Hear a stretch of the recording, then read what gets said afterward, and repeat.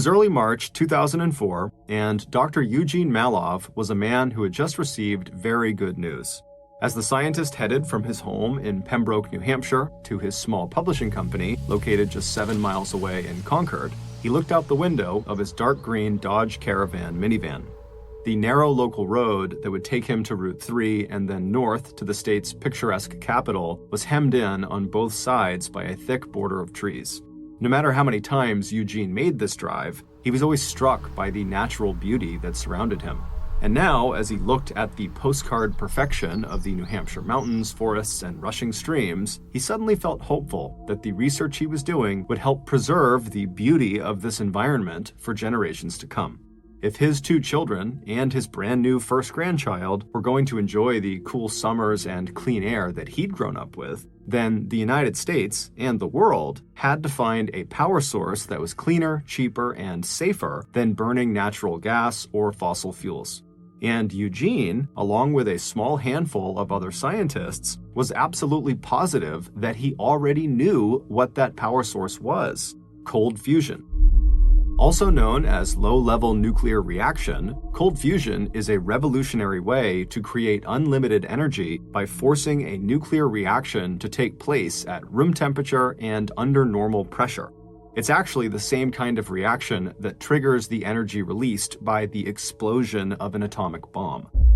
The very good news that Eugene had read that morning was in an email from a high-profile science writer saying that the U.S. Department of Energy had finally agreed to review all the research and evidence supporting cold fusion as a viable energy alternative that should be funded and studied at the government level. Although the upcoming review was not yet public knowledge, Eugene knew that the implications were potentially huge, because up to that point, cold fusion was mostly ridiculed as being a foolish idea straight out of a science fiction novel.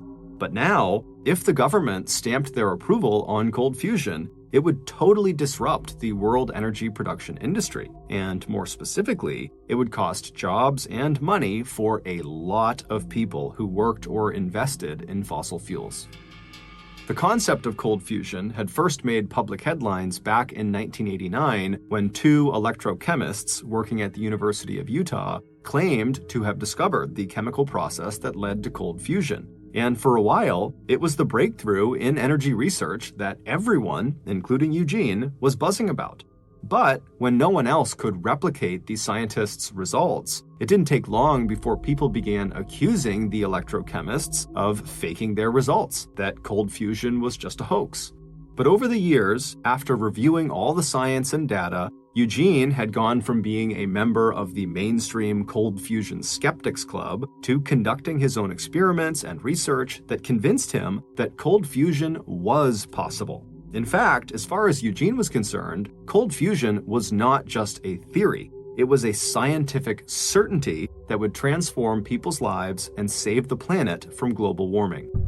And, especially with the U.S. Department of Energy review adding to his credibility, Eugene knew that he had the brilliance and academic pedigree to totally back up his claim that cold fusion was not just a crazy pipe dream. Back when he was just 23 years old, Eugene had earned both an undergraduate and advanced degree in aeronautical and astronautical engineering from the Massachusetts Institute of Technology in Cambridge, Massachusetts. This college, which is known more commonly by its acronym, MIT, is one of the top science universities in the world. 5 years later, he'd graduate from Harvard, another top-ranked university also located in Cambridge, Mass., with a doctorate in environmental health sciences. But to his friends and his family, Eugene had never been known as a straight-laced, boring academic.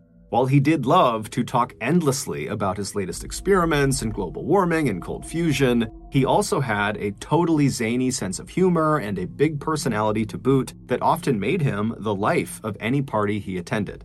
Eugene's interest in science extended far beyond the laboratory. He didn't just research the development of new energies, he wrote about the futuristic ways they could be applied. When he was 34, he co-authored a paper about using solar sails to travel to Alpha Centauri, the star closest to the sun. And as a science journalism teacher at both MIT and Boston University, Eugene was popular for his ability to teach students how to turn dry, technical, and scientific findings into language that could capture the public's interest and imagination. In fact, in 1987, because of his acclaim as a scientist who was also a gifted writer, MIT offered Eugene the job of becoming the university's national and local media contact for MIT research, and the chief science writer and director in charge of reporting on all MIT research for the MIT University newspaper, Tech Talk. And during all that time, Eugene continued focusing his energy and genius on what had become his personal crusade, exploring and understanding cold fusion.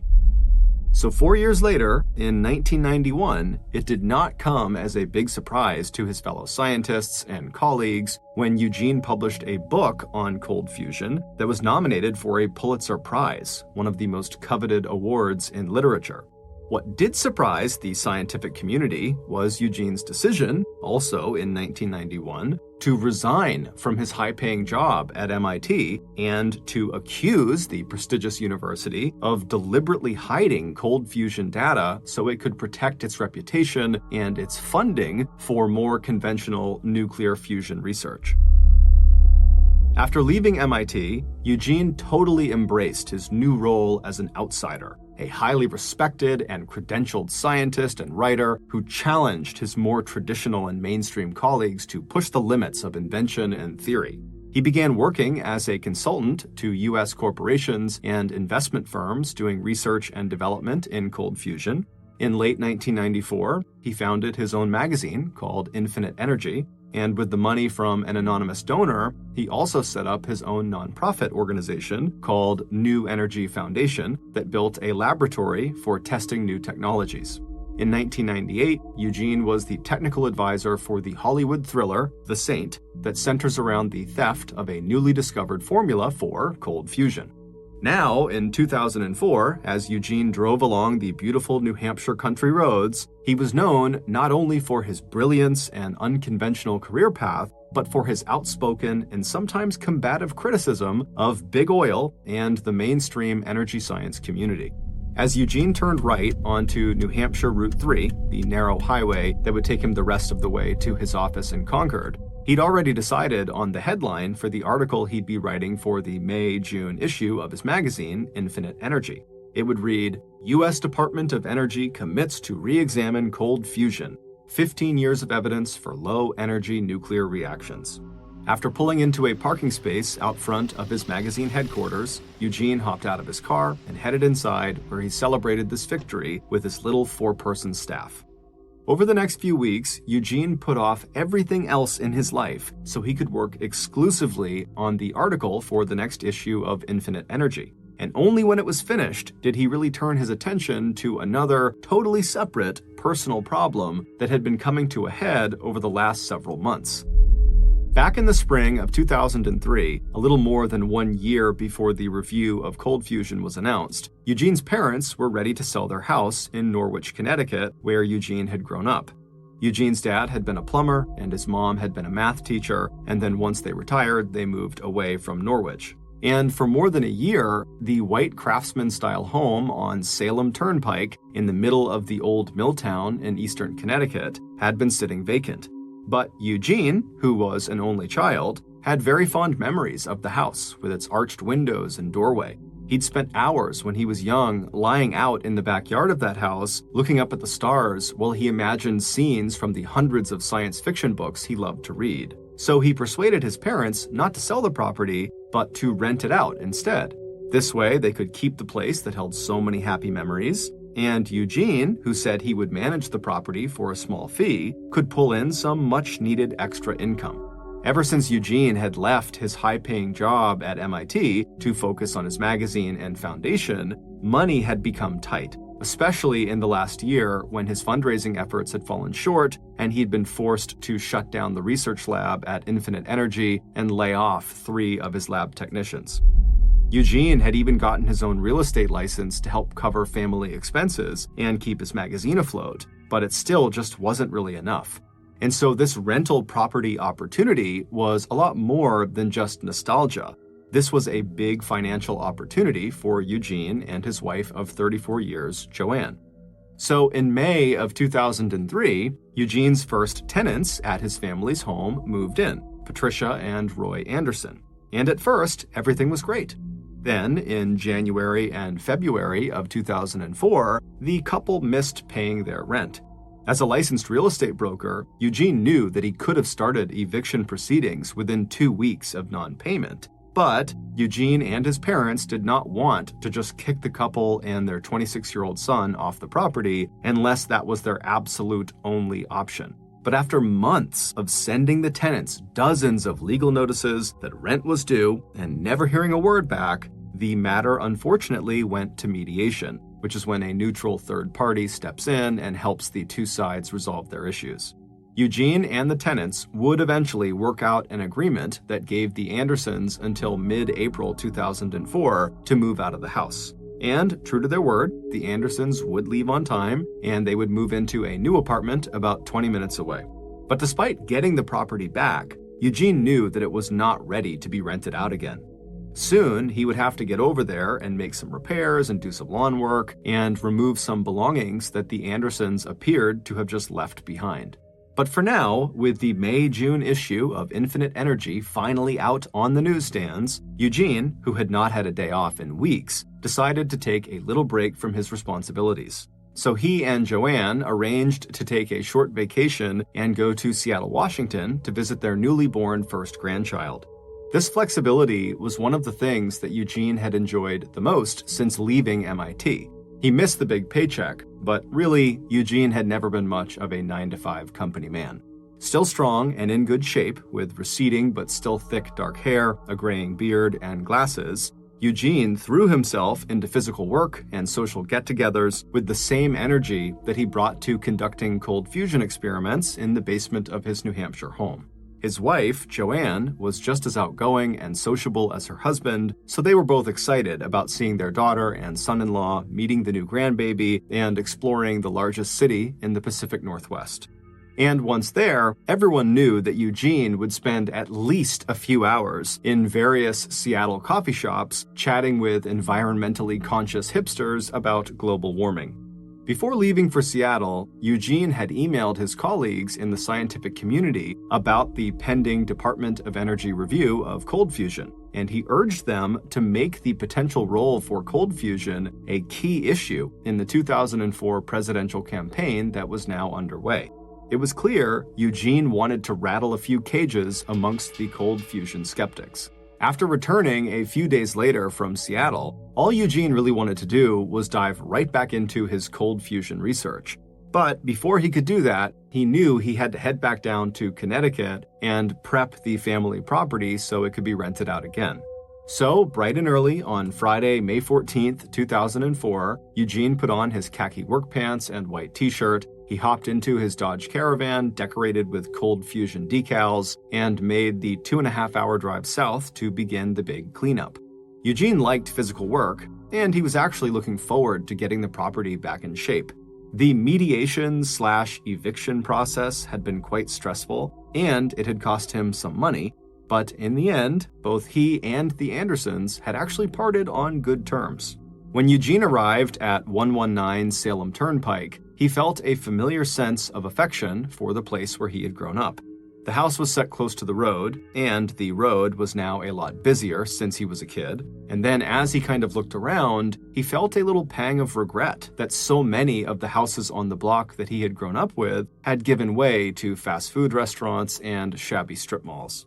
There were some big trees on the Malov property, and their driveway extended from Salem Turnpike straight back to a detached 2-car garage in back.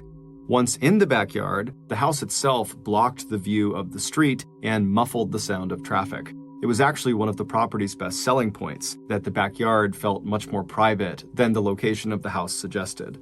Eugene turned his car into the driveway and drove down it until he came to a stop right in front of a big green dumpster that he had rented that was positioned right outside of the garage.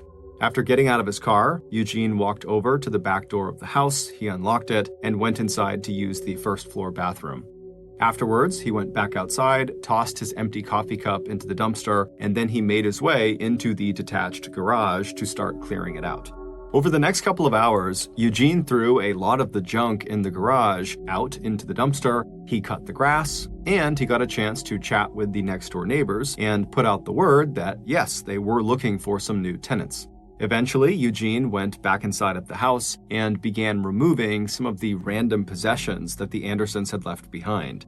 By mid-afternoon, Eugene had called his wife, Joanne, to let her know that he was making good progress, but there was still a lot to do, and so he probably would not be back until at least 9 p.m. It was late afternoon when Eugene, who was working in the back of the house by this point, heard a car pull into the driveway. From where he was standing, he couldn't see the car because the house was blocking his view, so he just stopped what he was doing and listened for a second. A second later, Eugene heard 2 car doors open and then slam shut in the driveway.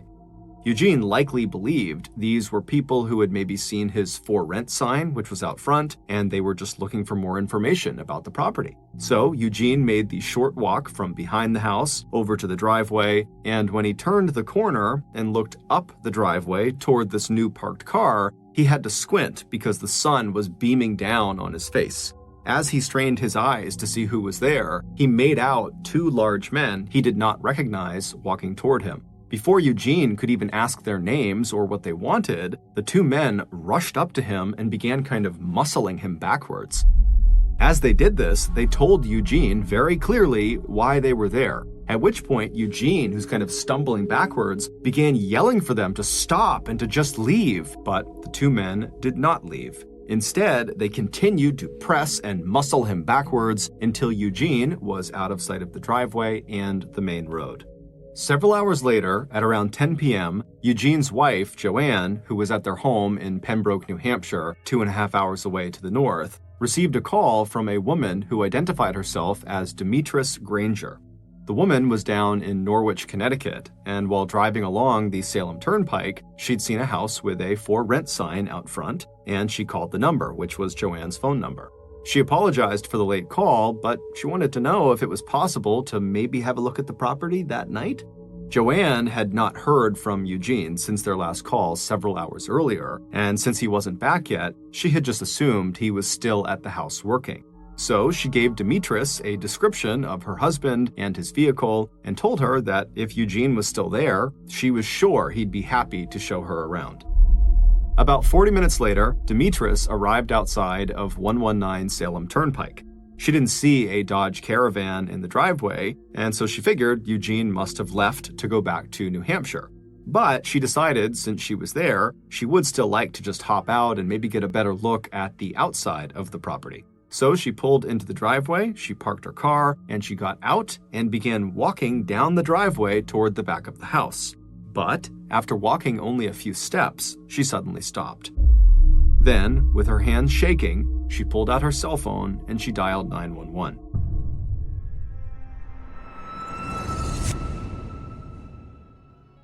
This podcast is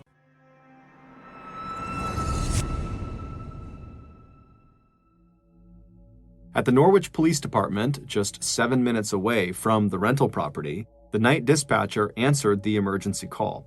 Demetrius told them she was at 119 Salem Turnpike and that she was looking down at the mangled body of a man lying face up in a pool of blood on the driveway.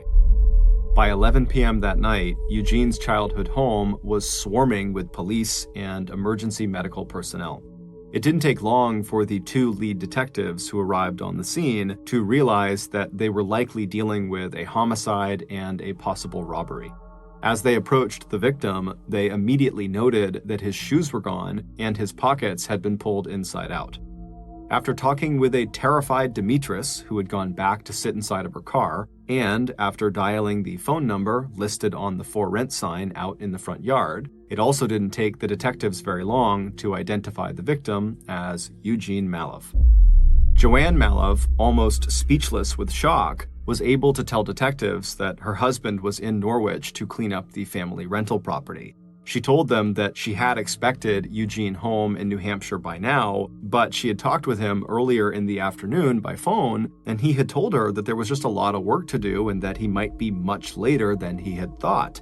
When police told her that his van was not in the driveway, Joanne suddenly spoke in a rush and said, "Well, are you sure the body is his? Maybe he already left, and the person you're telling me that's dead, maybe that's not him."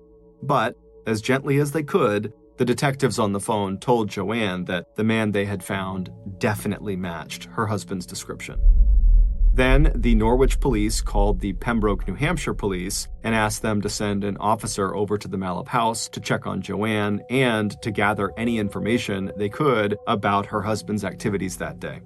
The Norwich police also put out a be on the lookout, or BOLO, alert for Eugene's car with its distinctive decals and vanity license plate. The crime scene itself was a mess, in part because the yard and driveway were covered with fresh grass clippings as well as litter and debris from the ongoing cleanout of the property. Based on everything they saw, the theory the police came up with was that Eugene had been the victim of a robbery and that after killing him, his attacker had taken Eugene's watch and wallet, removed his shoes, and then fled in Eugene's van.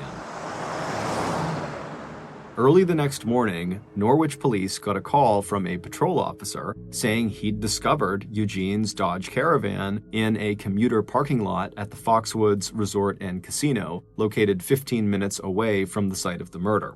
A forensic examination of the vehicle showed no signs of any fingerprints on the steering wheel or on the car door handles. The engine and exhaust pipe were cool to the touch when the car was found, so police knew it had not been driven recently and was probably left there immediately after the murder. Security cameras at Foxwoods didn't help either. The night had been cloudy, damp, and hazy, and there was no footage that showed the vehicle or its driver entering the lot or parking the van. The only time frame that the police could come up with for the killing was that it must have happened between early afternoon, when Eugene called Joanne, and 8:30 p.m., which was when a neighbor had noticed that the Dodge Caravan was no longer parked in the driveway. Within 24 hours of the murder, the news that a prominent MIT scientist and cold fusion advocate had been found dead was making local and national headlines. And it didn't take long before the brutal but straightforward robbery-homicide theory got a lot more complicated. Even as police in New Hampshire interviewed Joanne Malov and her 2 children, and police in Norwich started tracking down other persons of interest, like the Malovs' former tenants, the science community that studied nuclear and cold fusion, as well as other potentially significant alternatives to fossil fuels, began buzzing with rumors and speculation. And the lead detectives on the Malov case were about to get swept up into a high-stakes world of scientific research and intrigue. As police started interviewing Eugene's colleagues and co-workers, his closest friends in the scientific community hinted to police that not everyone would have wanted Eugene to succeed in his quest to discover the secret of cold fusion and a potentially unlimited source of cheap energy. And based on those rumors, and the fact that Eugene's vehicle had been found several miles away with no fingerprints on it anywhere, people began to speculate that this could have been a professional hit or maybe a revenge killing. And these speculations quickly began to appear in the media, with headlines like, "Were those with financial stakes in the big gas and oil companies trying to stop cold fusion research?" Meanwhile, police interviews with the Malov family quickly confirmed that no one in the family had either the motive or opportunity to kill Eugene.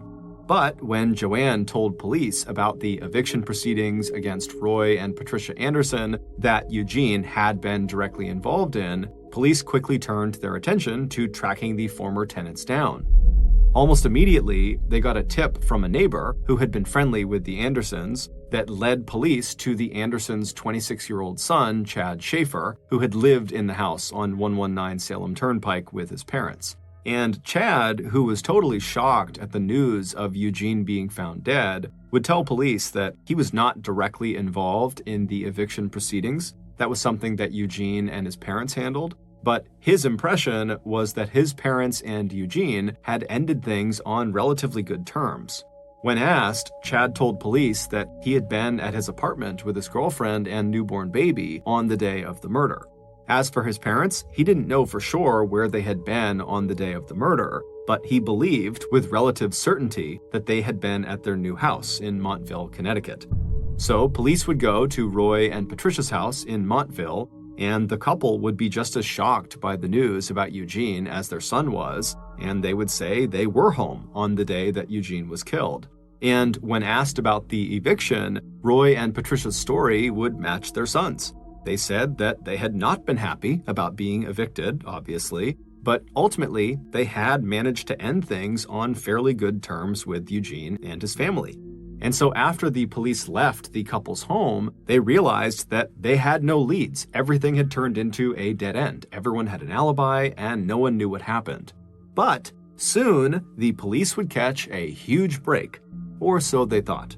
Within days of Eugene's body being discovered, the police actually arrested 2 men for the murder. The men had been on a drug-fueled burglary spree in the Norwich, Connecticut area at the same time that Eugene was killed, and so they seemed like the perfect suspects. But after being held in jail for 4 years, it would turn out the state's forensic lab had actually mishandled a key piece of evidence, falsely linking the 2 burglars to the homicide. While the 2 men would go on to be tried in court for their burglary spree, the state had no choice but to drop the murder charges against them and apologize. But that mistake was much more than just embarrassing for law enforcement. It meant that for the last 4 years that they were focused on the wrong suspects, the police had done nothing for Eugene's murder. They had not investigated anything else. They believed they had their suspects. And so now Eugene's murder was just a cold case.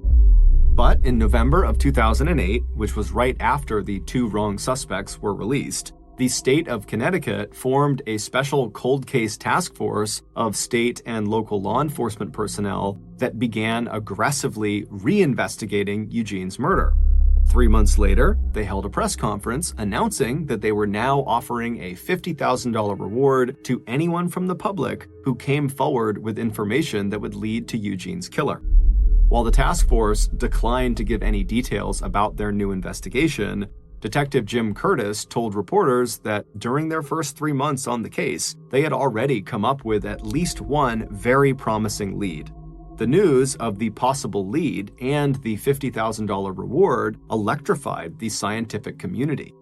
Even researchers and scientists who had disagreed with Eugene about cold fusion had soon realized that his death had left a huge void inside the field of new energy research. And Eugene's friends and his staff at Infinite Energy, who had managed to keep Eugene's publication afloat even after his death, had not only missed him and his brilliant mind, but they also just wanted answers. Who killed Eugene and why?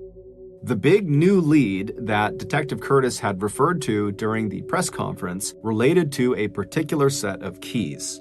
On the night of May 14th, 2004, which was the night Eugene was found, the police would immediately notice that the entire property was covered in grass clippings from when Eugene had cut the grass earlier. There were clippings still clumped up on the grass, the clippings were out on the driveway, they had blown into the garage and out into the street in front, and all the litter and debris that was scattered around the property from the clean-out of the house. That too was covered in grass clippings. But there was a set of keys that had a distinctive plastic tag attached to them that had a picture of the sun on it, as well as the name Brittany on the keychain, that were found near Eugene's body, but these keys did not have a single blade of grass on them. Instead, it looked like they were dropped on top of some loose clippings, meaning they had to have been dropped later in the night, well after Eugene had cut the grass. And so maybe these keys were not Eugene's. Maybe they were the killer's keys, and they had accidentally dropped them during the attack. But despite this very promising lead, the police got nowhere with it. Then, roughly 1 year later, in May 2009, a mother of 3 young children, enticed by the $50,000 reward, walked into the Norwich Police Department and announced that she had information about the Eugene Mallove case. The story she would tell police would not only lead them to discover who owned those distinctive keys, But also, her story would completely break the murder case wide open, and it would turn out Eugene's murder had nothing to do with cold fusion. Based on what this woman said and the subsequent police investigation, here is a reconstruction of what really happened to Eugene Malov on the evening of May 14, 2004. On the morning of May 14, 2004, Eugene packed his dark green Dodge Caravan with folded up moving boxes and bags of rags and cleaning supplies, and then he headed south from his home in Pembroke, New Hampshire to his childhood home 2.5 hours south in Norwich, Connecticut. He wished now that he had made more in-person visits to the property since renting it out a year ago to the Andersons, because not only had the Anderson family stopped paying rent, but they had also stopped treating the property with any respect. When they finally moved out after the mediation and the eviction, the place had become a total eyesore in the neighborhood. At one point, there were 2 non-working cars on the front lawn, and even though the Andersons did remove them when they left, they did not remove all the remaining extra car parts and bike parts that were all over the lawn, and there was just lots of trash and other debris basically strewn across the entire property. And to top it all off, Eugene would learn that the Andersons had been subletting out the basement of the house to help pay their $1,000 a month rent, which had resulted in a steady stream of kind of sketchy people coming in and out of the house that also did not treat the property with respect. And so when Eugene arrived at the house that morning, his plan was just to go in there and throw away anything the Andersons had left behind. After parking in the driveway in front of the dumpster, Eugene took a quick bathroom break inside of the house before going back outside into the garage to start throwing away whatever was inside of there. Over the next couple of hours, as he did this, he periodically glanced out the front doors of the garage up the driveway to Salem Turnpike, where he could see the curious glances from pedestrians and drivers, some of whom slowed down as they passed by the house to see what he was doing. Eugene likely didn't think much of them and just kept doing this big cleanout. However, what Eugene didn't realize was that one of those passerbys was a relative of the Andersons, and they didn't really know the full picture of what was going on. And so when they saw Eugene throwing away all of the Andersons' stuff, the relative pulled out her cell phone and called Patricia and Roy Anderson to tell them what was going on. A few minutes later, as Eugene was peacefully going about his work, across town at an apartment on Chestnut Street, Patricia and Roy's son, 26-year-old Chad Schaefer, and his 24-year-old girlfriend, Candace, heard Chad's phone ringing. He picked it up, but before he could even say hello, he heard his mother's angry voice. She had just gotten the word from that relative that Eugene was at their old rental throwing out the Andersons' belongings, and she was furious. She had been telling Chad for weeks to get over there and clean out the rest of their stuff, but clearly he had not done that. And so now she demanded that her son get over there and take care of this situation. Chad initially did not do anything. But as he sat there, he started to think about what he might have accidentally left behind at the property that now might get thrown away. And so eventually he decided he would head over and talk to Eugene. But before he headed over there, he decided he needed help from his cousin, 31-year-old Mizelle Brown, who was well known to Norwich police and who had a past history of drug offenses. Mizelle arrived out front of the Chestnut Street apartment late that afternoon. On his way out the door of his apartment to go out and meet Mizelle out on the road, Chad grabbed his own set of car keys from a hook and stuffed them into his jacket pocket. A few minutes later, the 2 men were in Mizelle's car driving over to 119 Salem Turnpike. Once they arrived at the house, they turned into the driveway and they parked behind Eugene's van. As the 2 big men got out of the car and slammed their car doors shut, they saw Eugene step out from behind the back of the house into the driveway, and he was kind of shielding his eyes with his hands, and his face showed no sign that he recognized either of them. The 2 men wasted no time and walked right up to Eugene and began crowding into his personal space, kind of forcing him to start stepping backwards. But despite how intimidating this was for Eugene, when Mizelle and Chad told him who they were and that he had to stop throwing their stuff out right now, Eugene was immediately defiant and said, "No, you had your chance to claim your stuff. "You didn't, now leave." But instead of leaving, Chad stepped forward and threw the first punch in what would become a violent struggle that left Eugene's blood spattered on the side of his childhood home, on the garden hose lying across the backyard, on the doors of the cars parked in the driveway, and on the side of the green dumpster. When Eugene finally fell to the ground face first, Chad and Moselle took turns beating him literally into the ground with a metal pipe they found on the floor of the garage.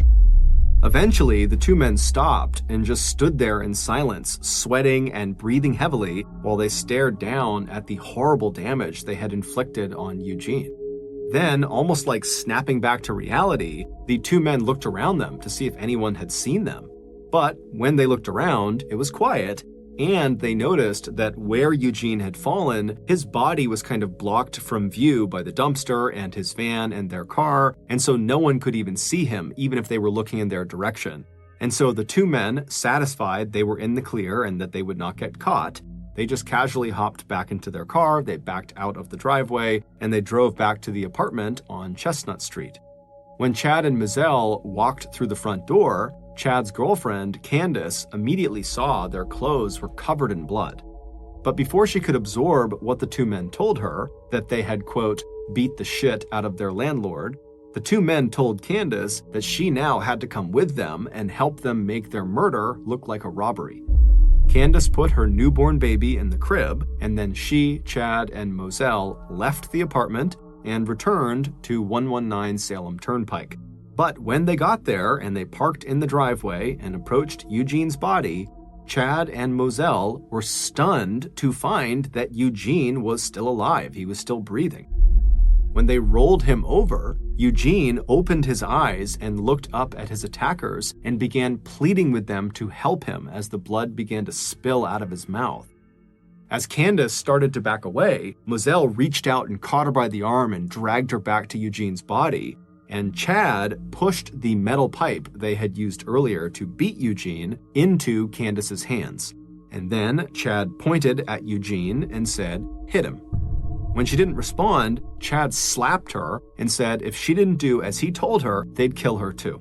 And so Candace gripped the pipe, she raised it over her head, and as she did this, Eugene begged them to stop. But seconds later, that pipe came crashing down directly onto his face. After she hit him, she handed the pipe back to her boyfriend, and then Chad and Moselle began taking turns smashing and kicking Eugene's face and body until they were so tired they had to stop. By the end of the second beating, Eugene would have 32 significant lacerations on his face and neck, and a stab wound on his right forearm. But amazingly, at the end of this second beating, Eugene was actually not dead yet. And so with no more energy to use the metal pipe or to kick him, Moselle Brown, who was a very big guy, just stepped directly onto the front of Eugene's throat and shifted all of his weight to that foot and began digging it into his neck. He would stand there grinding his foot left and right into the scientist's throat, breaking bone and cartilage until finally Eugene stopped squirming and died. After Moselle climbed off of Eugene's neck, the trio staged the scene to look like a robbery, taking Eugene's wallet, wedding band, watch, and digital camera.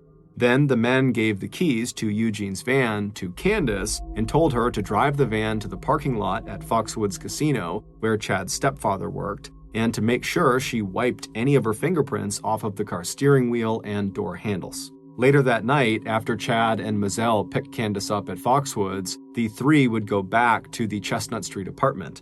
Before Moselle left, all three of them stripped off their bloody clothes, which Candace bundled into a laundry basket for washing later.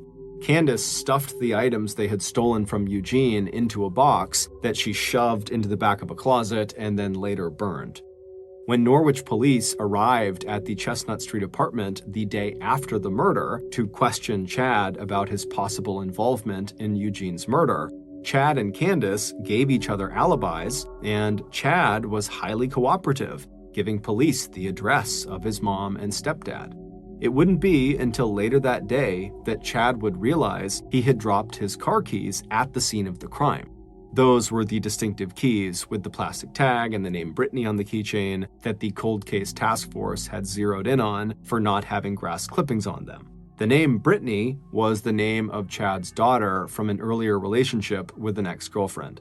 In 2009, when billboards went up around Norwich advertising a $50,000 reward for any information that led to Eugene Malov's killer, Candace's good friend, Jill Sebastian, suddenly felt inclined to talk. So she was the woman who had gone into the Norwich police station and said she had information about the murder. It would turn out Jill had seen that bundle of bloody clothes at Candace's apartment around the time of the murder. Not only would Jill's boyfriend, Keyshawn Delavan, confirm Jill's story, but he also told police that he had personally heard Chad and Moselle boast about beating the Andersons' ex-landlord to death. The couple also told police that Chad and Moselle had been selling crack cocaine out of the Malov rental property, and that when they heard that Eugene was doing a clean-out, they started to worry that he might find some of those drugs in the garage. And so when they went over there, they really needed Eugene to stop. Once police brought Candace in for questioning and offered her a plea deal in exchange for her cooperation, Candace would identify the keys found at the crime scene as belonging to Chad. She also described Moselle's involvement as well as the role she herself had played in the murder. After being entered into the witness protection program along with Jill and Keyshawn, Candace agreed to testify against Chad and Moselle. In 2008, 4 years after Eugene's death, the Malov family house at 119 Salem Turnpike in Norwich, Connecticut, was torn to the ground. 4 years after that, on April 20th, 2012, Chad Schaefer pled guilty to first-degree manslaughter and accessory to third-degree robbery and was sentenced to 16 years in prison. 2.5 years after that, on October 24th, 2014, Moselle Brown was sentenced to 58 years in prison. And about 7 months after that, on May 27, 2015, Candace Foster, who served 4 years and 10 months in prison while awaiting trial, pled guilty to hindering prosecution and tampering with evidence and was sentenced to 5 years probation. Back in December of 2004, 7 months after Eugene was killed, the Department of Energy would finally release its report on their review of cold fusion research. While they stopped short of endorsing cold fusion as a viable energy source, they did recommend that funding agencies should entertain individual, well-designed proposals for experiments involving cold fusion. According to a close colleague of Eugene Malov, while the report certainly fell short of what Eugene expected, the colleague believes Eugene still would have welcomed even the smallest steps along a new scientific path into the future.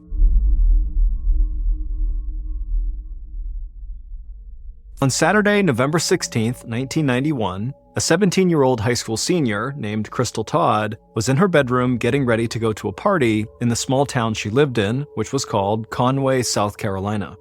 Crystal looked at herself in the mirror and put the finishing touches on her makeup. Then she stepped back to get a full view of herself. She was wearing a print shirt, jeans, brown leather shoes, and her favorite brown leather jacket. And in the mirror, her blue eyes shined. Her mom always told her that her eyes were bluer than the sky, and they lit up any room she walked into. After checking herself over a few more times, Crystal felt happy with how she looked, and she was about to head out for the night when the phone in her bedroom started to ring. She answered it, but right away she wished that she hadn't. A young man named Davey, who Crystal had gone out with on a few dates, was the caller. Crystal had told Davey that she did not want to see him anymore, but clearly he had not gotten the message. Davey asked Crystal if she wanted to go out with him that night, but Crystal said she already had plans, so she couldn't. So Davey said, "Okay, well, can we get together another time soon?" Crystal had always been taught to be polite, so she took a deep breath and in a sweet voice told Davey again that she did not think they should see each other anymore, but she hoped they could still be friends. Then Crystal hung up the phone, grabbed her purse, and headed into the living room where her mom was sitting on the couch. She told her mom that she was going out and gave her a hug. Her mom reminded her to be home by 12:30, and Crystal just smiled and nodded. Crystal almost never missed her curfew, and even if she was going to be home just a few minutes late, she always called her mom ahead of time to let her know. So Crystal said goodbye to her mom and stepped outside onto the large wooden porch in front of their traditional country-style house. Then Crystal walked across the yard to her new blue Toyota Celica car parked out front. She climbed into the driver's seat, started the car, and immediately felt a rush of excitement. Crystal loved this car. It had been an early graduation present from her mom. Her mom had even gotten her vanity license plates that read C. Todd. Crystal leaned across the passenger seat, opened up the glove compartment, and grabbed a cassette tape from inside. She put the tape into her stereo, turned the music up loud, and then pulled away from her house and turned onto a tree-lined road that led toward the center of town. Just being behind the wheel of her beautiful new car gave Crystal a sense of freedom that she rarely felt in this small town where almost everyone knew everyone else's business. And as she drove, she looked out at the dense woods that surrounded most of Conway and thought about what her life would be like once she finally left her hometown. Crystal loved her mom and her friends, but she dreamed of driving her new car out of Conway and going to college in another city where she could finally meet some new people and have some new experiences. Crystal finally reached the center of town and drove past the shopping mall and a few fast food restaurants. Then she turned onto a side road, and after following that road for a few miles, she arrived at the house where the party was going to be that night. When Crystal stepped inside the house was already packed with teenagers, and music was blaring from the stereo. One of Crystal's friends immediately came up to her and asked if she was meeting Davy there.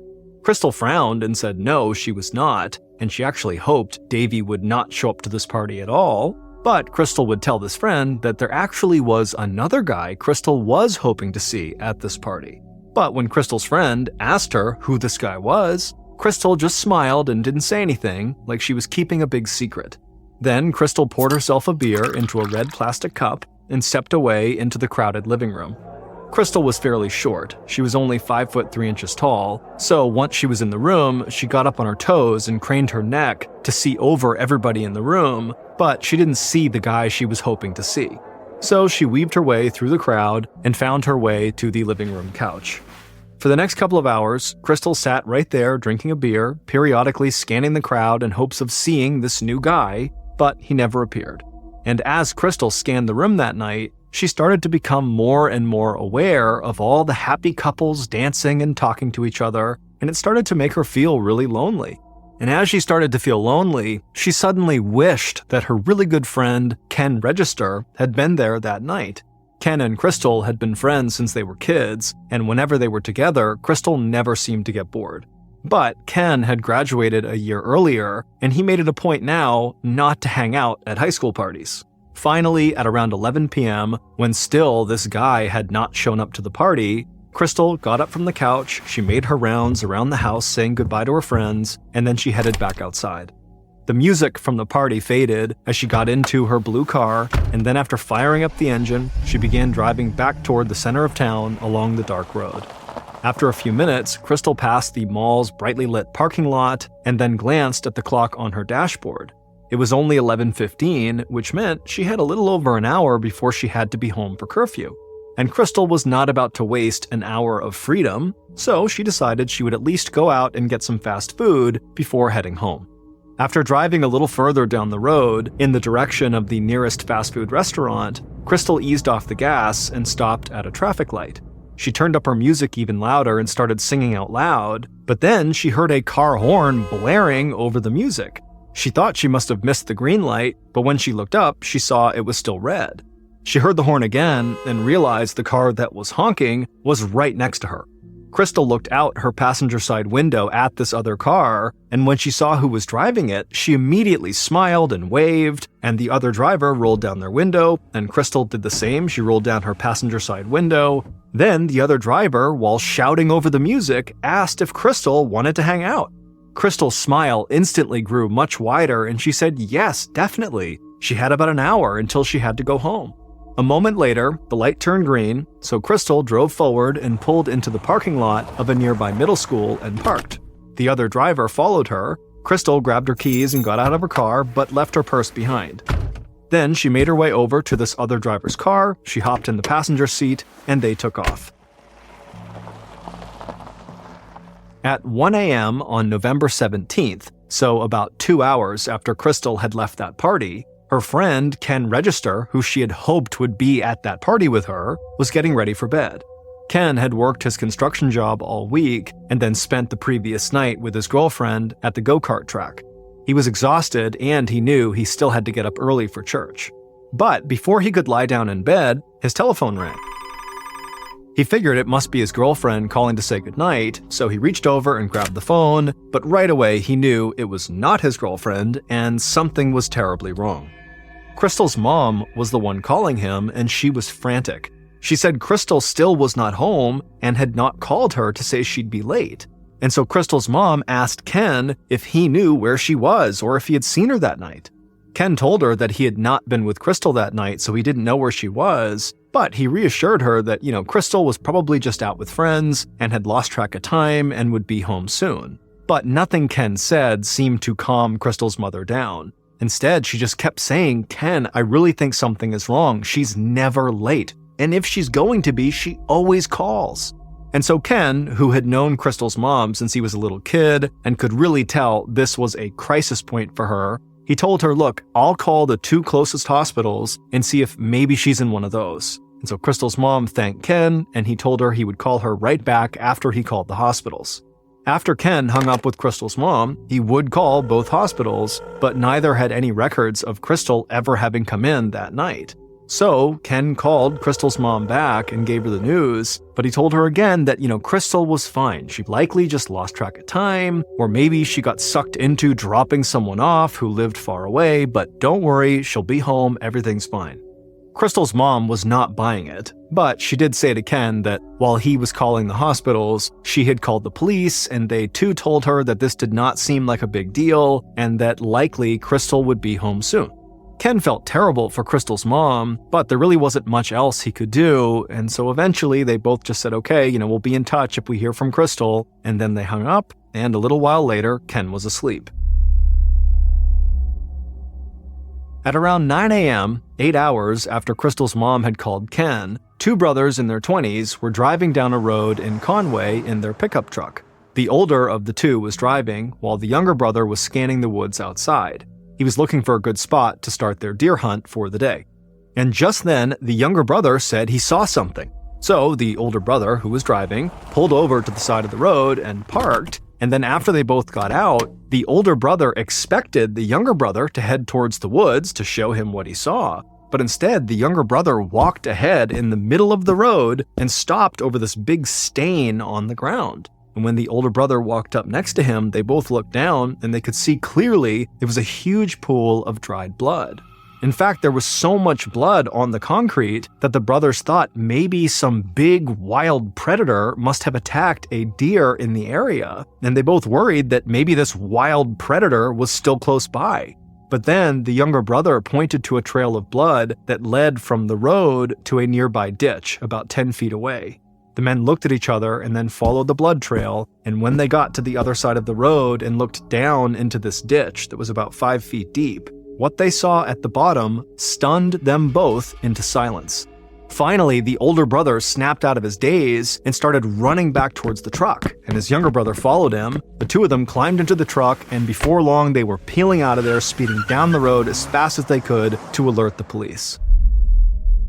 A little after 10 a.m., so about an hour after those brothers made a 911 call, Detective Bill Knowles of the Horry County Police parked his car on the side of the road near the woods and stared out his window at the other police officers who were gathered around the ditch on the opposite side of the road where the brothers had made their ghastly discovery.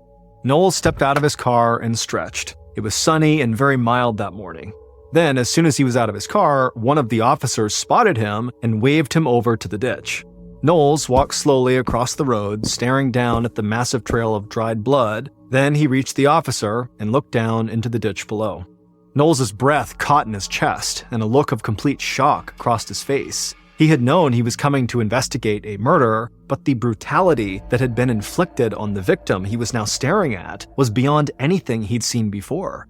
The victim had suffered multiple stab wounds, and whoever killed this person had been filled with a level of rage that Knowles could barely comprehend. Knowles asked the other officers at the scene if they had any details about who the victim was. but they told him that they hadn't located any identification or any vehicle nearby that might help them determine who this person was. So Knowles climbed into the ditch, he crouched down closer to the body, and began inspecting them. He saw there was a gold high school ring on the victim's right hand, so he asked one of the officers to take the ring off. The officer slipped on a pair of gloves and gently removed the ring. Then he held the ring up so he and Knowles could get a better look, and in the sunlight they could read the engraving on the inside of the ring clearly. It said, Crystal Todd. Knowles had children of his own, and so seeing this young woman whose life had been stolen from her really hit him hard. And so right there in the ditch, he leaned over Crystal's body and he quietly promised her he would find whoever had done this and he would bring them to justice. Then Knowles climbed out of the ditch and walked back towards his car. Officers would stay back at the scene to collect blood samples from the victim and from the road, and those samples would be passed on to forensics labs in the area to be tested. But Knowles knew those tests took time, and he wanted to start working right away. So he got into his car and he drove off, determined to keep the promise he had just made to that poor girl. Not long after leaving the crime scene, Knowles pulled up in front of Crystal's house, and he saw Crystal's mom pacing back and forth and smoking on the large wooden porch. He could tell she had not slept all night. Knowles dreaded this part of the job more than anything, but he wanted to make sure Crystal's mom learned about her daughter from him before everybody else in town heard the news. So Knowles took a deep breath, he stepped out of his car, and he approached her. He was tall and in his 30s, with a kind face and a warm demeanor, and when Crystal's mom saw him, she smiled, thinking he might have good news for her. But when Knowles reached her, he put his hands on her shoulders, and a grave look came across his face. And Crystal's mom knew her daughter was gone, and she started crying.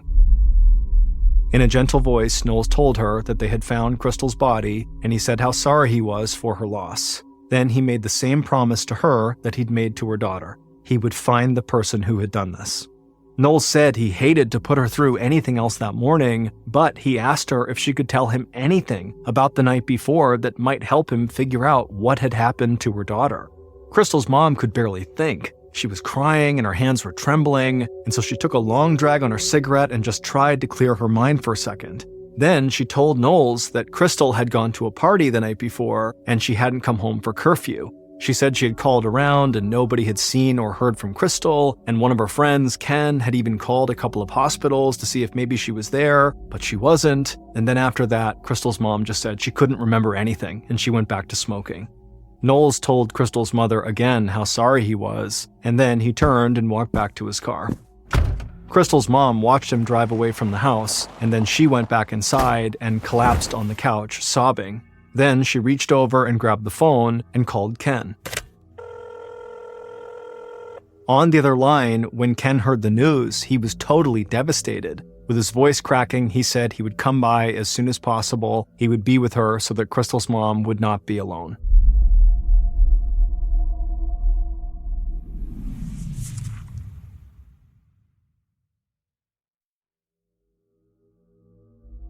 Not long after Knowles left Crystal's house, he got word that Crystal's car had been located. It was found in the middle school parking lot. So Knowles headed in that direction. When he arrived, he met several other officers in that parking lot, and he hoped Crystal's car could offer some clues as to what happened. The thing that struck Knowles immediately about the car was that there was no sign of a break-in or a struggle, and Crystal's purse was still in the passenger seat. To Knowles, that indicated that Crystal had parked there under her own free will, and that her murder had likely not been the result of a robbery.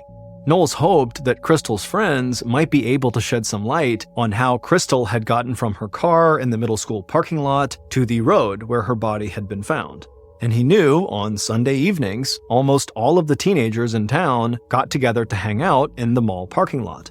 So later that day, as the sun started to set over the woods, Knowles headed to the mall. By the time he got there, news of Crystal's murder had spread all through town, and the local teenagers had gathered together at the mall, just like Knowles figured they would. But instead of making plans or talking about school, the teenagers were discussing what had happened to their friend Crystal. Knowles parked his car, stepped outside, and walked towards a group of kids who were leaning against a car nearby. He introduced himself and asked if any of them had known Crystal. He was not surprised that basically all of them said they either knew her well or had at least spent some time with her in school. Then Knowles asked if any of them had been to the party where Crystal was the night before, or if they had heard anything about what had happened the night before. One of the young women nearby chimed in and said that she heard that Crystal had been murdered as part of a satanic ritual. Knowles sighed and shook his head. The last thing he needed was some crazy rumor about Satanists spreading through town. But then another girl said she was at the party the night before and that Crystal had hoped to meet a guy there. Knowles asked who this guy was, but none of the kids seemed to know. Then the girl said there was another guy who might have gone looking for Crystal the night before. She said his name was Davy and that Crystal had broken up with him after a few dates and he was really angry about it. And all of the other kids in the group agreed. Davy was someone Knowles should talk to. So Knowles got all of the information he could about Davy from this group of teenagers. Then he told them all to be careful and he headed back to his car. The kids had told Knowles that Davy lived in a nearby town, and back at the station, Knowles got an address. And Knowles had connections in the police force in the neighboring town, so he contacted them and told them what was happening. They said they would round up Davy for him and that Knowles could question him at their police station. And so later that night, Knowles drove out of Conway towards this nearby town, and he was already starting to form a picture of what he thought could have happened based on the crime scene and how he had found Crystal's car. Knowles believed Crystal had parked her car at the middle school by choice and then gotten into another car with someone she knew, and he thought there was a strong possibility that whoever was driving that other car was the person who had killed her. And considering the violence that had been inflicted on Crystal, Knowles thought he was most likely looking for a young man who was angry with her. And Davy, a teenage boy who Crystal had rejected, definitely fit that description. A little while later, and Knowles had finally arrived at the neighboring town's police station. When he got there, an officer from the local force greeted him and told him that Davy was ready for questioning. The officer also said when they picked Davy up, they discovered the exterior and interior of his truck had just been washed, and that the boy had been carrying a pocket knife. Then the officer led Knowles through the station into a small interrogation room where Davy was seated behind a wooden table. The room was very bright and very cold. Knowles took a seat and stared across the table at Davy. Davy was 18 years old, tall and wiry, and he couldn't stop shifting around in his chair. Knowles' expression was blank, and he didn't give away anything he was thinking. Then, in a calm voice, he asked if Davy had killed Crystal.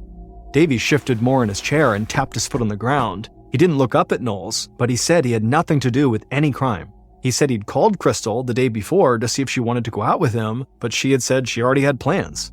Not totally buying his answer, Knowles pushed a little more and asked if Davy made a habit of washing his truck on Sunday evenings. Then, for the first time, Davy looked Knowles in the eye. He smiled at the detective and said keeping his vehicle clean was very important to him. Knowles smiled back at him, at which point Davy looked back down at the floor. Then Davy cleared his throat and said again that he had not seen Crystal the night before, and he hadn't even been in Conway. Knowles leaned forward across the table and asked if anybody could back up his story, and Davy said some friends had been with him, so yes.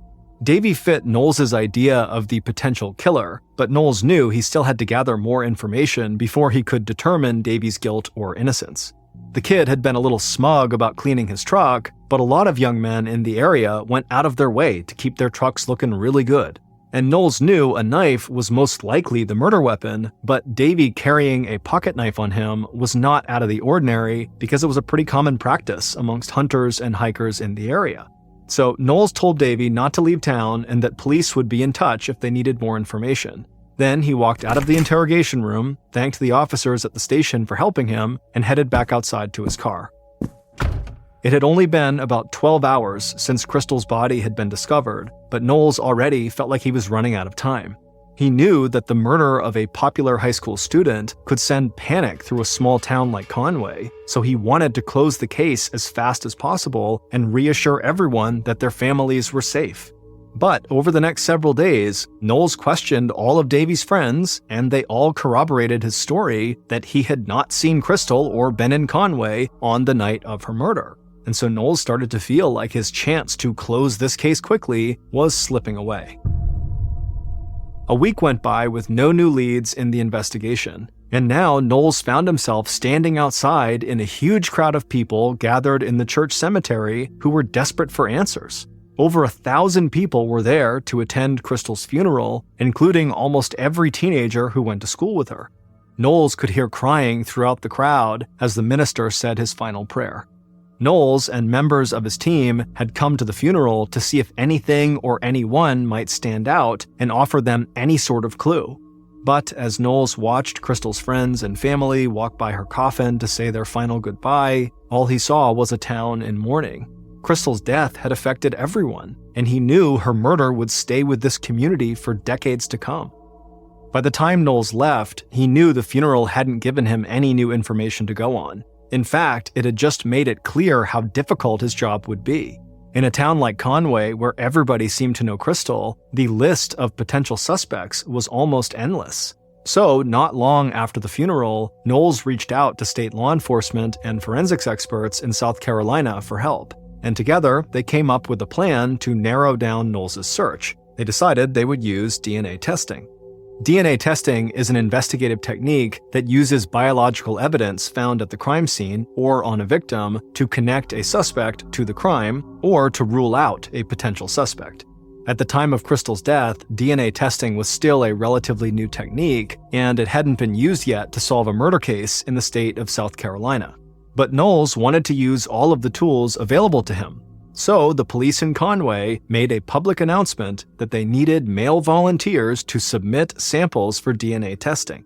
Police said these samples would help them eliminate suspects and enable them to narrow down their search for Crystal's killer. Knowles hoped at least a few of Crystal's male classmates who'd been at the party with her would volunteer. But he was astonished when over 50 men in the community quickly agreed to provide DNA samples in the hope it would help the investigation. The DNA testing would be handled by the state, and Knowles was informed it could take months before they had all of the results. He was happy his team had taken another step in the investigation, but he wasn't about to just wait around for test results that might not even lead to the killer.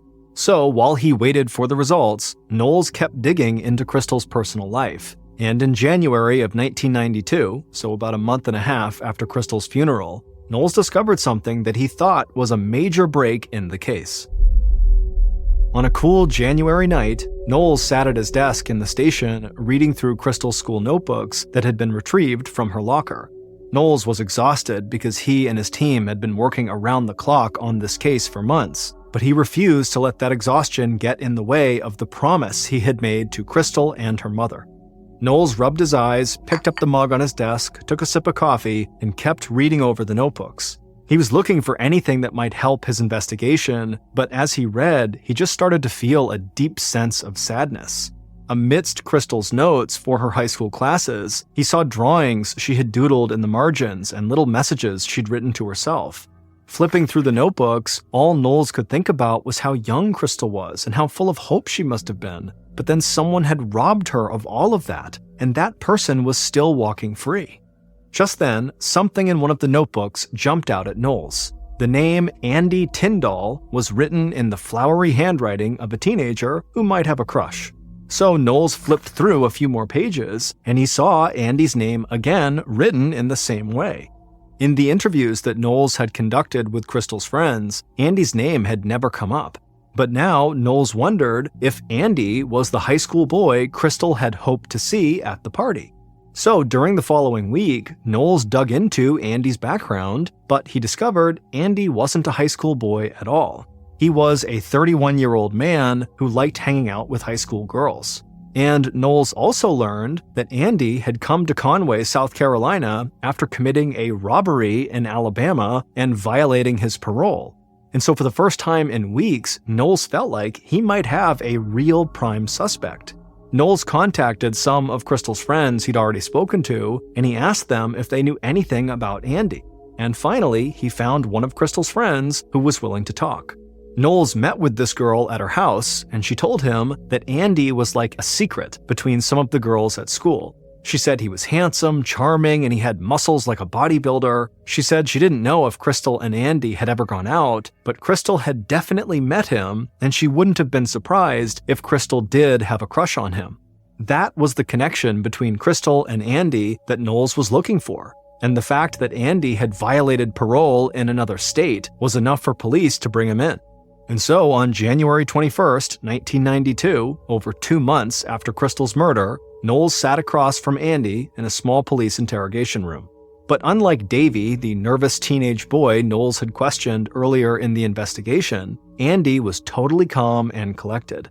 Knowles stared at Andy across the table and asked him if he had killed Crystal.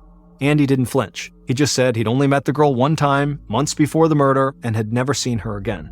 Knowles, who almost always kept his cool, started to get frustrated. He took a deep breath and he asked Andy why a 31-year-old man was hanging out with high school girls. But Andy said he had just talked to some of the high school girls when they'd ended up at the same events in town. Nothing more than that. Then Knowles took another breath and just stared at Andy, trying to get a read on him. Knowles wasn't sure if Andy was guilty, but his name was in Crystal's notebook and he was a known criminal, and Knowles didn't want to just let him walk. So Knowles leaned forward in his chair and asked if Andy would be willing to submit samples for DNA testing. Andy stared back at Knowles for a bit, and then, in the same calm voice he'd had throughout the entire interview, he said he would do it. Andy's DNA samples would be added to the other DNA samples that state authorities were already testing from the volunteers around town. And in early February of 1992, almost 3 months after Crystal's murder, Knowles would finally see the results from those DNA tests. And Knowles' theory that the killer was a man who felt Crystal had wronged him in some way would be proven true. And Knowles would rediscover a detail from his investigation that would solidify the killer's motive. Based on DNA test results, evidence collected at the murder scene, and interviews conducted throughout the investigation, here is a reconstruction of what police believe happened to Crystal Todd in the early morning hours of November 17, 1991. At about 11:15 p.m. on November 16th, Crystal's killer cruised down the tree-lined road that cut right through Conway in his blue Plymouth Sundance car. He passed by the mall and glanced out the window to see if anyone was hanging out, but the parking lot was empty, so he kept on driving. It was getting late, but he really wanted to find a girl to spend some time with. Then he looked up the road ahead of him and saw a car coming to a stop at a red light. He looked closer and saw the vanity license plates that said C. Todd, and he started laughing. He knew that was Crystal's car, and if he could have picked one girl in town to be with right now, it would have been her. So the killer pulled up right next to Crystal's car and began honking. She didn't respond, so he leaned on his horn even harder, and this time it worked. And Crystal looked over at him and she smiled, he smiled back, and he felt his heart beat a little bit faster. Then he rolled down his window and she did the same, and then he asked her if she wanted to hang out and she said yes. And then the light turned green and he followed her into the middle school parking lot. The killer watched as Crystal walked past his car and climbed into his passenger seat. Once she was in the car, he started driving, and they began talking about the party she had just gone to. As Crystal spoke, the killer began looking out the window, searching for the perfect spot away from all the lights in the center of town. And when those lights were far behind him in the rearview mirror, and the road was so dark they could barely see the woods on either side, he pulled off the road and parked. Crystal asked him what he was doing, and he told her that it would be easier for them to talk if they weren't driving. His heart started beating faster, and he was breathing heavily. He looked at Crystal and smiled. Then he took off his seatbelt, he leaned over the passenger seat and tried to kiss her. Crystal told him this is not what she wanted, but he didn't listen. Crystal tried to push him off of her and get out of the car, but she couldn't. She was trapped. Then the killer forced himself on Crystal and sexually assaulted her. Sometime after midnight, when Crystal had finally gotten free, she grabbed her shirt and jeans from the floorboard, she got out of the car, began getting dressed, and then she began screaming at the killer through the open passenger door. Inside the car, the killer seethed, and his head started pounding, and he just wanted her to stop screaming, but she wouldn't stop. So the killer opened the glove compartment and grabbed a knife with a locking blade that he kept in his car. Then he opened his door and he rushed around the car towards Crystal, who was still getting dressed. Before Crystal could react, he grabbed her shoulder and slammed the knife into her skull. Crystal felt the right half of her body go completely numb. Then the killer pulled the knife out and Crystal staggered forward in the road.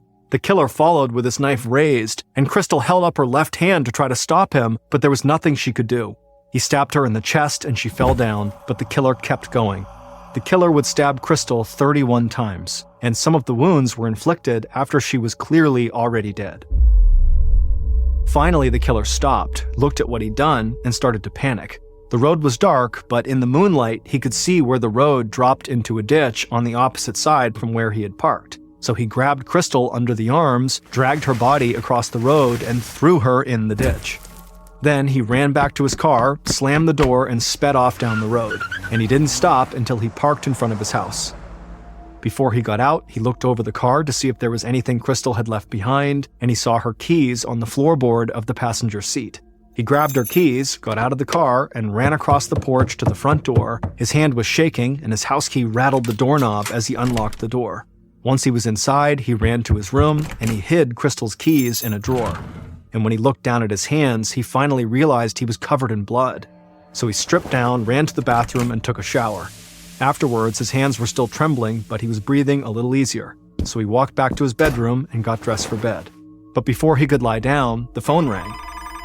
He figured it was his girlfriend calling to say goodnight, so he grabbed the phone. But when he answered, it was not his girlfriend, it was Crystal's mother, who was frantic because her daughter had not come home.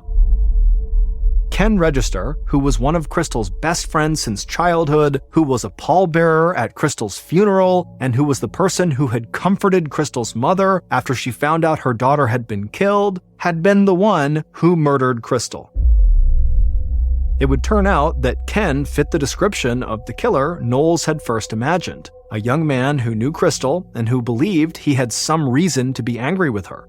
But the detail from early interviews that Knowles had rediscovered, the one that would clarify Ken's motive, was that Crystal and Ken had briefly dated years before the murder, and Crystal had broken up with him because she thought they were better off as friends. But Ken didn't see it that way, and he believed Crystal belonged to him.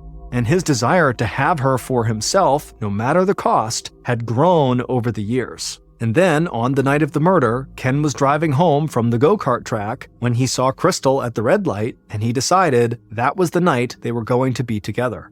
And when Crystal tried to push him off of her in the car, he flew into a violent rage.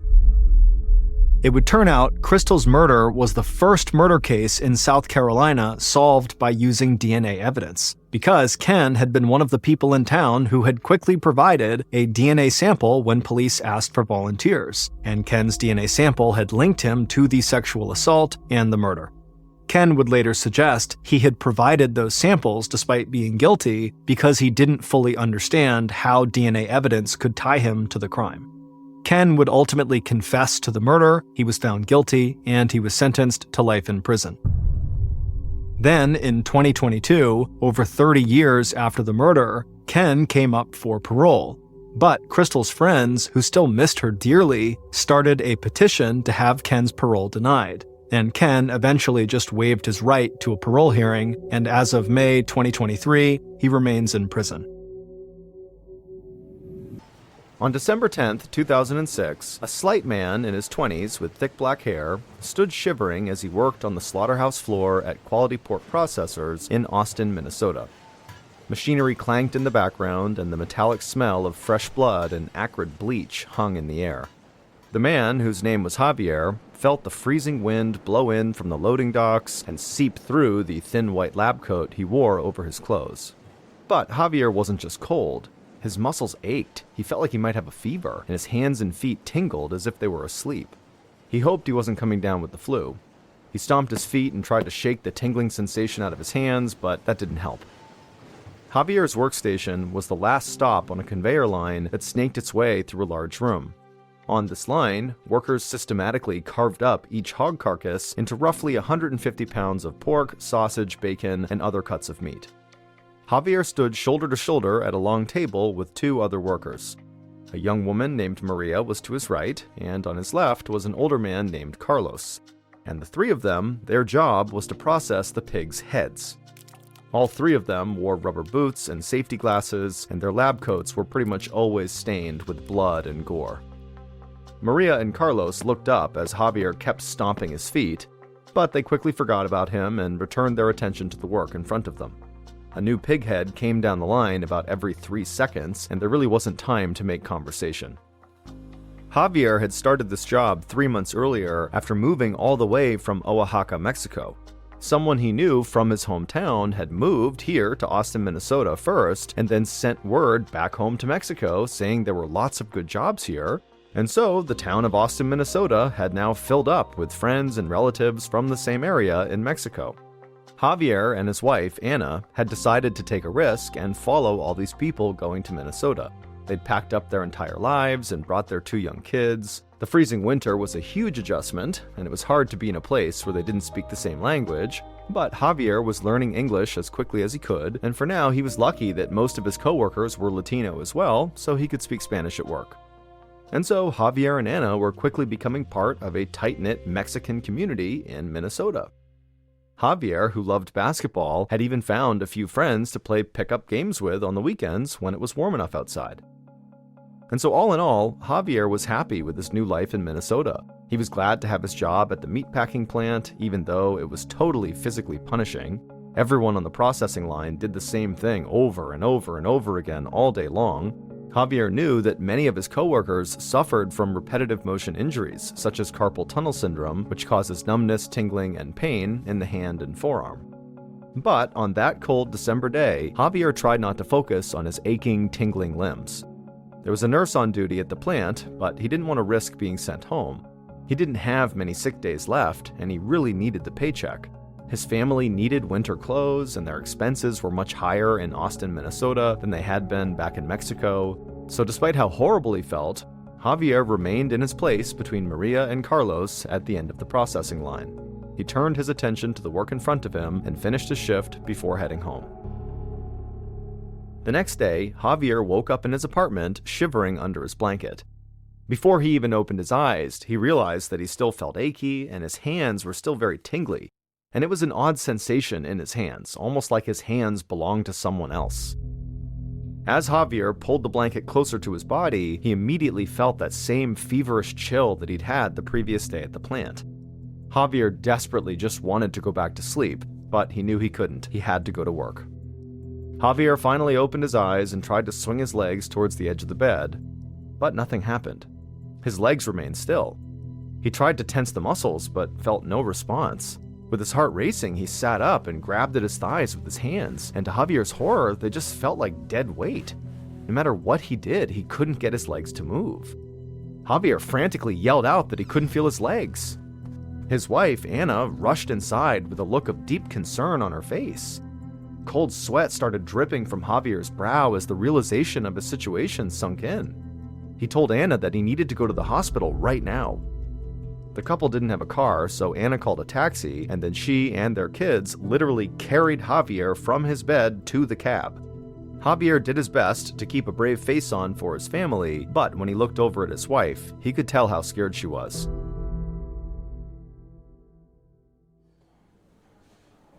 When Javier and Anna arrived at the Austin Medical Center, which was just a few miles from their apartment, medical technicians lifted Javier onto a gurney and wheeled him into an exam room. A few minutes later, a doctor entered the room, followed by an interpreter who greeted Javier in Spanish and said her name was Carol.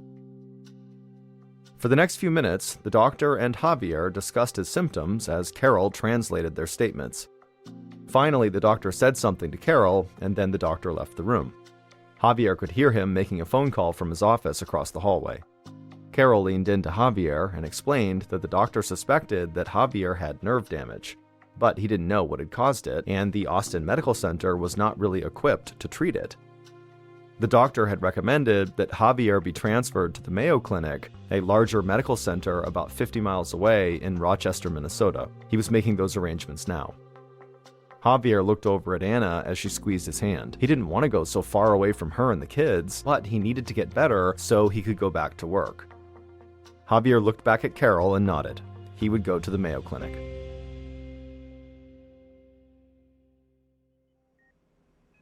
Two weeks later, Javier lay in a hospital bed at the Mayo Clinic, looking out the window at the falling snow. It was Christmas Day, and Javier wished he could be home celebrating with his family. He had spent the past 2 weeks having countless blood tests, being rolled in and out of MRI machines, and feeling needle pokes at his veins. But he didn't feel much better, and he still couldn't move his legs. The doctors explained that his spinal cord was severely inflamed, which was causing his symptoms. However, the doctors said that they still had no idea why, except that it had to do with Javier's own immune system. For some reason, it was attacking his own nerves instead of helping to keep him healthy. A nurse walked into the room and checked Javier's IV drip.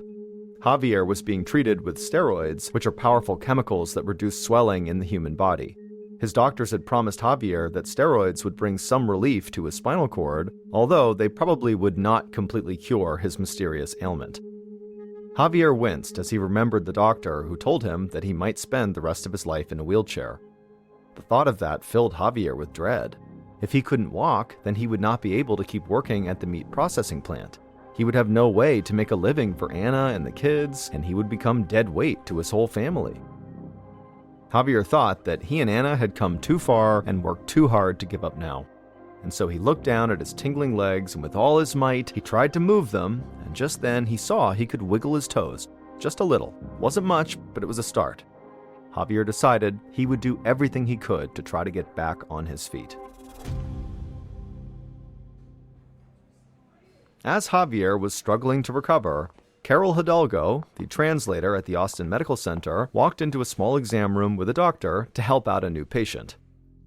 It was early in the spring of 2007, about 4 months after Javier had first been hospitalized, and Carol was always extremely busy. This area had a lot of Spanish-speaking residents, so she was constantly translating for the hospital's medical staff.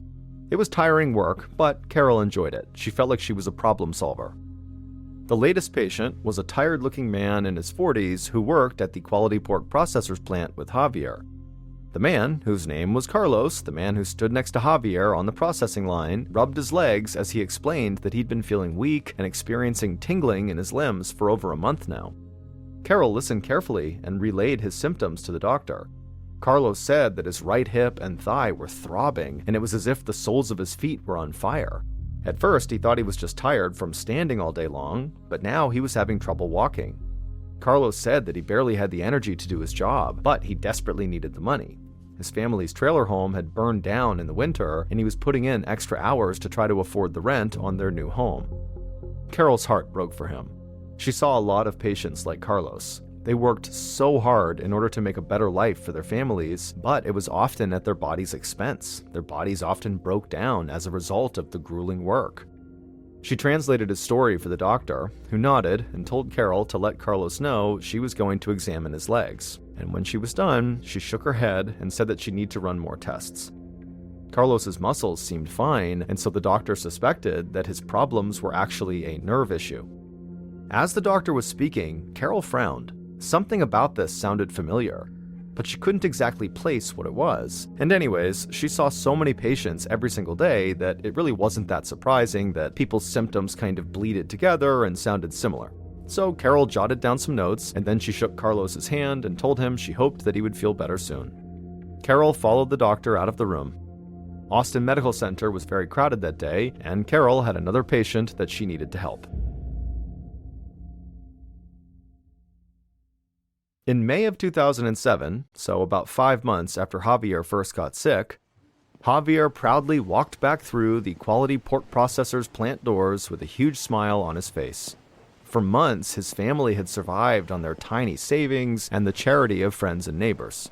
His doctors still didn't know what had made him sick, but the steroid treatments had reduced the inflammation in his spinal cord, and with intense and very painful physical therapy, Javier had slowly learned to walk again, even though he did still need a cane for balance.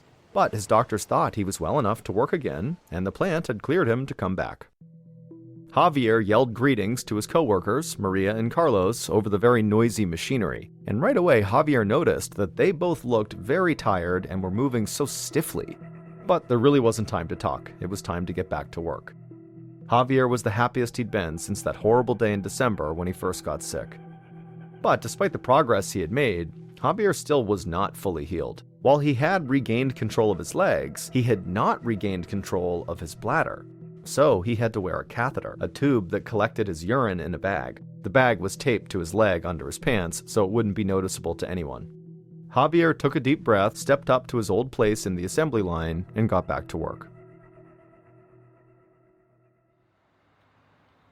3 weeks later, Javier sat on a bench outside the factory during his lunch break, resting in the sun. Since he had come back to work, the pain in his legs had returned. He knew his body wasn't as strong as it used to be, and he hoped it was just part of the healing process. As Javier tried to relax, Maria, the woman who worked with him on the processing line, walked over and eased down next to him. She groaned and rubbed her legs. She told Javier she had a knot in her calf that just wouldn't go away, and her arms were feeling so heavy. Maria's eyes filled with tears as she told Javier that her arms were so sore she could barely hold up the spoon to feed her baby daughter when she was at home. She said their colleague, Carlos, was struggling too, but he was trying to work through the pain. Suddenly, a whistle blew, which meant the lunch break was over. Javier watched as Maria slowly stood up and stretched, and then Javier tried to get up too, but suddenly his legs gave out from under him. He tried to stand up again, but his legs just wouldn't move. Javier told Maria to please go get help. He needed a doctor immediately. 3 months later, in September of 2007, Carol, the translator at Austin Medical Center, was in the emergency room helping a young woman named Maria, the same Maria who worked next to Javier at the QPP processing plant. Carol couldn't believe that Maria was sitting in a wheelchair. Just a few months earlier, she'd seen the young mother for another exam, and she seemed fine. Now, Maria could hardly stand up and needed help to get on the exam table, and when she tried to sign an authorization form, she couldn't even hold the pen. Maria said that it felt like her right arm had fallen asleep, and her feet were completely numb and tingling. A doctor came into the room and performed an examination. He tested Maria's reflexes and then arranged for additional blood tests. Then he had Carol tell Maria that he did have a diagnosis. Maria had a condition called neuropathy, which is a general term for nerve damage. It explained her weakness, numbness, and pain. He didn't know what was causing it, but he was still prescribing her steroids. After the doctor left, Carol, the translator, could see that Maria seemed unsure what to do. In a quiet voice, Maria told Carol that she was scared. A lot of her colleagues were getting sick too. One of them had even lost movement of his legs twice. Carol gave her a hug and promised her that the doctors would find an answer. Then she helped Maria back into her wheelchair and wheeled her to the elevator. After Maria left, Carol returned to the treatment area, deep in thought. Carol liked to write while she puzzled things out in her head. She sat in a chair and took out her notebook and a pen, and she watched people rush by in the hallway. She realized that she had translated for several patients over the past few months who all had very similar symptoms. There was Maria, who just a few months ago was walking but now could barely move, and then there was Carlos, whose feet felt like they were burning, and then there was Javier, whose legs had stopped working altogether. She scribbled down the first thing that they had in common. They had all been diagnosed with a type of neuropathy, and so Carol wondered if maybe something else connected these patients. Carol knew that each of these patients had different doctors and nurses, and these doctors and nurses rarely talked about their patients to each other. As a translator, Carol might be the only person in the clinic who knew that these patients had been diagnosed with the same problems. Just then, Carol spotted the chair of general medicine, Dr. Richard Schindler, walk by in the hallway. Carol knew he valued the opinions of everyone on his staff. He always found the time to talk. Carol ran after him and asked if he had a moment to chat. He nodded and said that he did. Then Carol took a breath and she asked him, "What causes neuropathy?" Carol had heard the diagnosis before, but she'd never quite understood it. He smiled at her and said that one of the most common causes of neuropathy was diabetes. Carol shook her head. She knew that Javier didn't have diabetes, and neither did Carlos or Maria. Dr. Schindler then told her that neuropathy can also result from traumatic injuries, exposure to toxins, and from infections. Dr. Schindler asked Carol why she was interested, and she told him that she'd translated for at least 3 patients who were all diagnosed with neuropathy. Carol was almost certain they all worked at the same pork processing plant. She thought there might be more she had forgotten about, but she needed his help to get a better understanding of their diagnosis. Dr. Schindler's expression grew thoughtful, and he told Carol to please find him later and he would help her try to figure it out. And so, later that afternoon, Carol and Dr. Schindler sat down together and went over the files of every patient that had been diagnosed with neuropathy in the past year. Carol could see Dr. Schindler's face grow anxious as they sifted through the names and charts. By the end of the day, he and Carol had identified 6 different cases of neuropathy that all seemed to be linked. Not only did they all work at quality pork processors, but they all worked in the same area of the processing line. Dr. Schindler thanked Carol for paying such close attention to the patients, and Carol told him that all she wanted was to figure out what was making them sick. She saw firsthand how much their jobs meant to them and their families. Carol just hoped that there was still time to help them before they became permanently paralyzed or worse.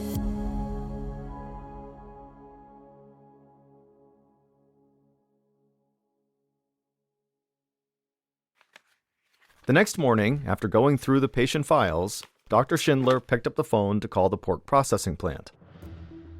He reached the factory's nurse and introduced himself and then explained the situation.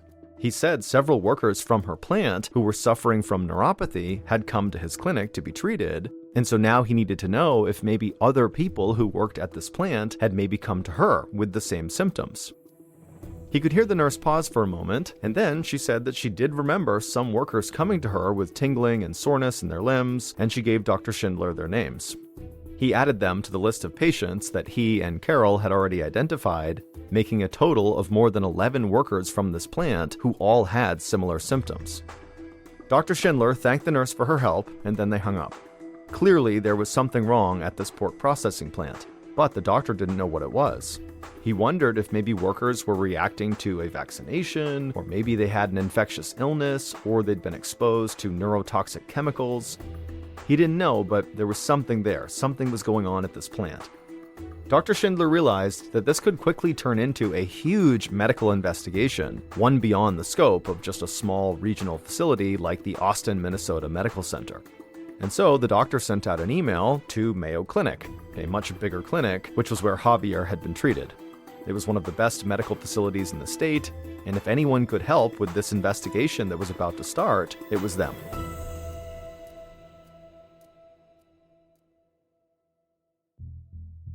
Doctors at the Mayo Clinic quickly brought all 11 affected workers into their clinic one by one to test them for a long list of diseases and disorders. But all of the tests proved to be negative. Dr. Schindler reviewed the results with a growing sense of frustration. Within just a few months, these once healthy workers now had to use wheelchairs or had lost sensation in their arms, legs, or hands. It couldn't be a simple muscular disorder like carpal tunnel syndrome or any other repetitive stress injury. It wasn't a reaction to a vaccination, cancer, or a virus. It also was not a bacteria or a parasite. There had to be something happening at the pork processing plant, but no one at the Austin, Minnesota Medical Center or the Mayo Clinic could figure it out. Dr. Schindler realized that if he was going to get to the bottom of why people who worked at this plant were getting so sick, he would need more help. It was time to call the Minnesota Department of Health.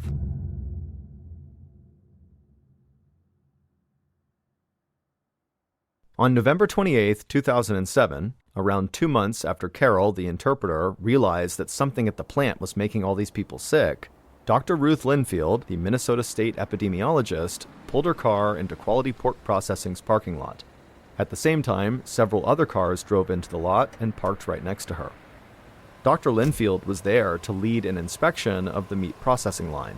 She'd brought with her a delegation of 3 animal health experts, a medical detective, an infection control specialist, and a toxicologist. Whatever was causing the workers at this plant to get sick, Dr. Linfield and her team were confident they would figure out what it was. The company's CEO, a man named Kelly Wadding, along with the head of HR and the company nurse, stepped forward to greet their visitors and lead them into the factory. Dr. Linfield stepped into the entry with the rest of the team, and she pulled protective gear over her dark gray business suit. Plastic gloves, booties, masks, and plastic gowns. Then she followed the CEO, Kelly Wadding, out onto the factory floor, and the inspection began. First, the investigators were escorted through the entry room, where enormous pigs weighing about 250 pounds were stunned and then slaughtered. After the pigs were slaughtered, their blood was drained and their carcasses were thoroughly cleaned. From the entry room, the group moved into the section called the warm room, where the carcasses were hung by their rear legs and butchered into different parts.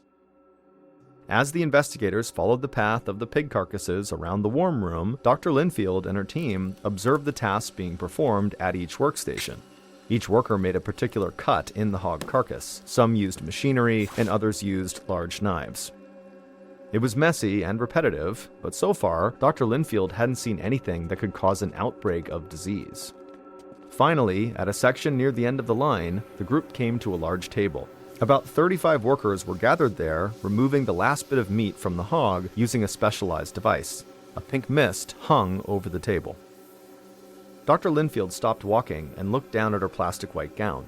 She could see all these tiny pink particles settling on her arms, chest, and shoulders. Then she looked back at the assembly line and was horrified by what she was seeing. And within minutes, the company's CEO, Kelly Wadding, had shut the entire plant down. Dr. Linfield was looking at what quality pork processors called the head table, where workers literally took apart the pig's head piece by piece. They cut out the snout, the ears, tongues, cheeks, and jaws of each hog using knives, chisels, and automatic cutting tools. But the part of the process that horrified Dr. Linfield was the very last step, when workers removed the pig's brain. Like the rest of the pig's body, its brain is a marketable product. People in some parts of the world will use pig brain to thicken their stir-fry, while other people scramble pig brain in with eggs. But because the plant processed the pigs so rapidly, the plant needed an efficient, easy way to extract the brains from the pig's skulls. They came up with a unique method to get the brain out, which only a few other factories in the world had even tried. Under the company's unusual process, the brain removal workers were required to blast pressurized air into a hole in the pig's skull. And then the brain poured out of that same hole the air went in, now a gooey pink substance that kind of resembled Pepto-Bismol or a lumpy strawberry milkshake. And workers were blasting pig brains at an incredible speed, liquefying about 22 brains every minute. It was a gruesome process, to be sure, but what caught Dr. Linfield's attention was something else.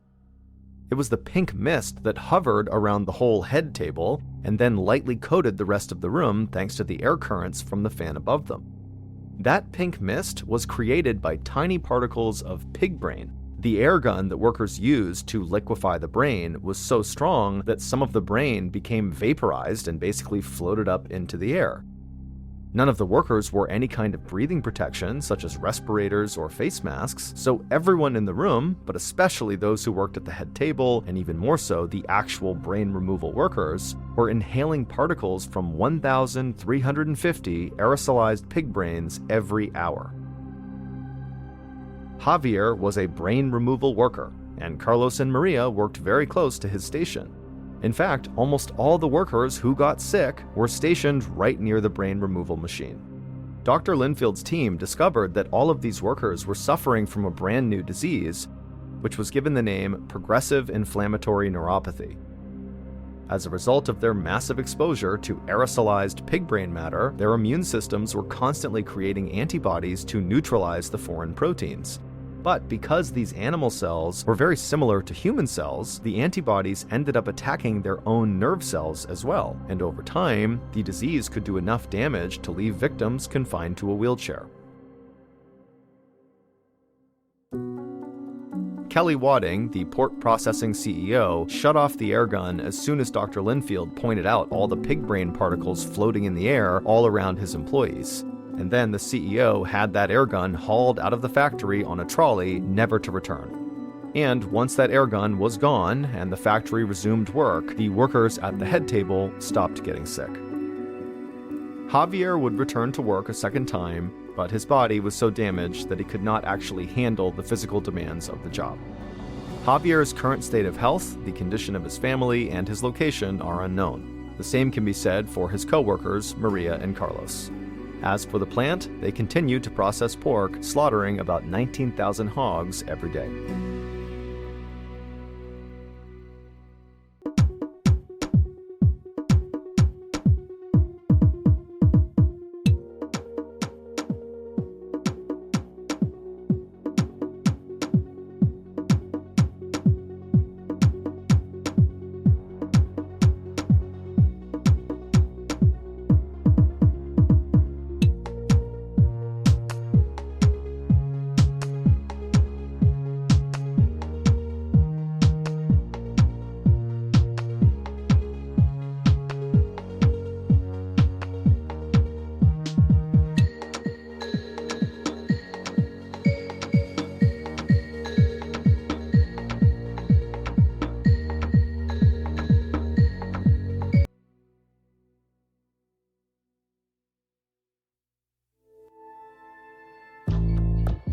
From Ballin Studios and Wondery, this is MrBallen's Medical Mysteries, hosted by me, Mr. Ballen. A quick note about our stories: we use aliases sometimes because we don't know the names of the real people in the story. And also, in most cases, we can't know exactly what was said, but everything is based on a lot of research. And a reminder, the content in this episode is not intended to be a substitute for professional medical advice, diagnosis, or treatment. This episode was written by Nora Battelle. Our editor is Heather Dundas. Sound design is by Ryan Potesta. Coordinating producer is Sophia Martins. Our senior producer is Alex Benedon. Our associate producers and researchers are Sarah Vitak and Tasia Palakonda. Fact-checking was done by Bennett Logan. For Ballin Studios, our head of production is Zach Levitt. Script editing is by Scott Allen and Evan Allen. Our coordinating producer is Matub Zaire. Executive producers are myself, Mr. Ballen,